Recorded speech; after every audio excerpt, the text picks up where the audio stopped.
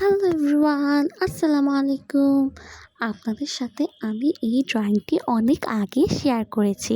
এটি এখন আমি আপনাদেরকে রং করে দেখাবো। প্রথমে আমি দেওয়ালটা রং করে ফেলবো।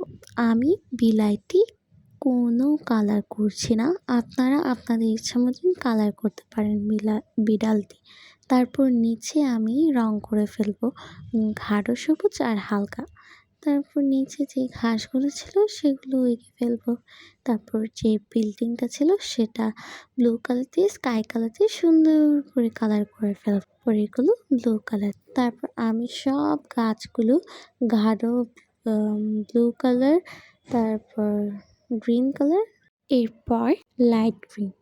তারপর আরেকটা বিল্ডিং আমি রং করে ফেলেছি।